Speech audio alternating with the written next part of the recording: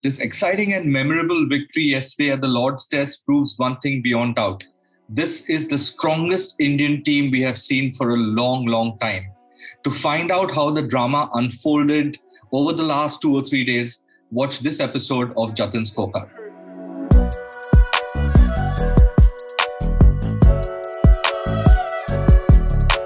The bowlers have won this game for India. That's clear. They've won the game for India with the ball in their hands and also the bats.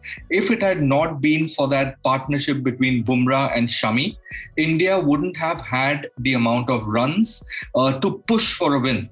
With 60 overs in hand, because of that total which they cobbled together across the last 3 or 4 wickets, India had the opportunity to put pressure and to have momentum against the Englishmen. And that wicket in the first over by Bumrah really set the stall up.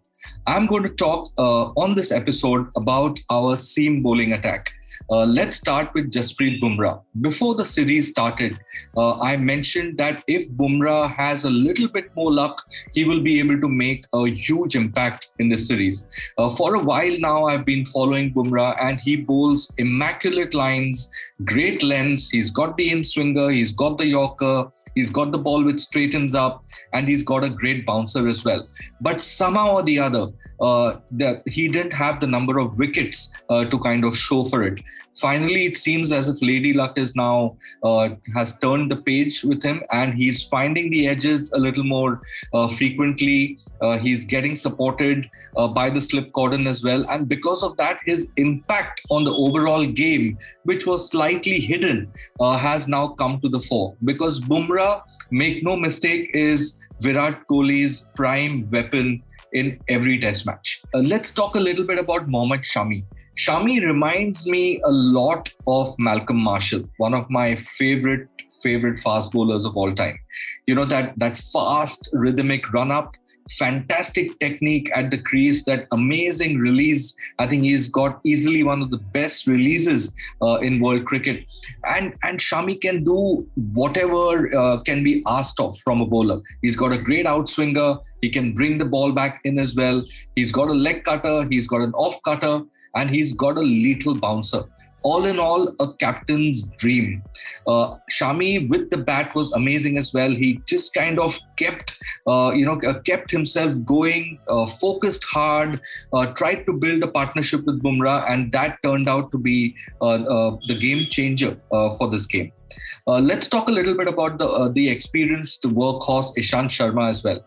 If it had not been for Ishant's 2 wickets in his first 4 overs, India wouldn't have been able to press home that advantage of the early wickets. So let's not discount Ishant's role in this test match as well. He also scored a few runs, stitched together a partnership with Rishabh Pant after Jadeja fell early. So I think a lot of people kind of don't give Ishant Sharma the credit that he's due, but he played a huge role on the 5th day of the test match. Just judging from the way he's been moving around the ground, I think he will be the happiest person that the next test match is 8 days away, so he can put his feet up for a while and kind of spend some time on the physio's table as well. Last but not the least, I'd like to talk about Mohammad Siraj. Mohammad Siraj, not many people know. We all know about his humble beginnings, and that's how it works in India. And these are the most inspiring stories. But not many people know that Mohammad Siraj was a professional tennis ball bowler in Hyderabad. He would be ferried from match to match on a bike, playing for different teams all on the same day. And his fee used to be 500 rupees per match, two chicken burgers and a biryani for his father from every game. So that's how he came up, and you can see those antecedents of tennis ball cricket in him.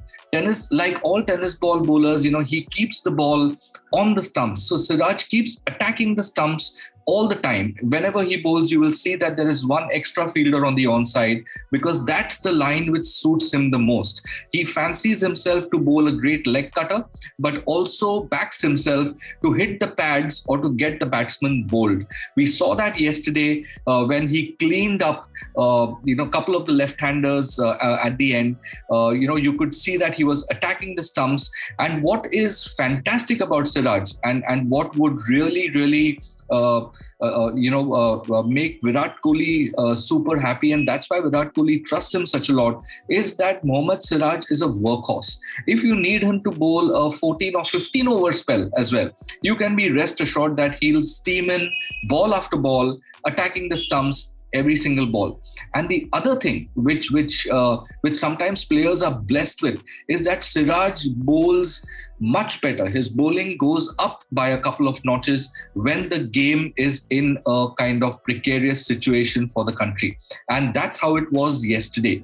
Even though we didn't face the option of defeat when he came on, but we had to get a couple of quick wickets, and Siraj delivered just that. So all in all, I think Virat Kohli is blessed to have these 4 fast bowlers with him. We now move on to Headingley, which is about the Headingley Test match is about 8 days away, and Headingley has always been a sporting pitch, so expect another result there. I think all things remaining equal, India will go in with the same side, and you can catch me a day before the game on that episode of Jatin Scorecard, where I will preview the Headingley Test match. Thanks for your comments. Keep them coming in. If you have any questions, use the hashtag AskJatin on my Twitter account, and I'll be happy to answer them. Thank you.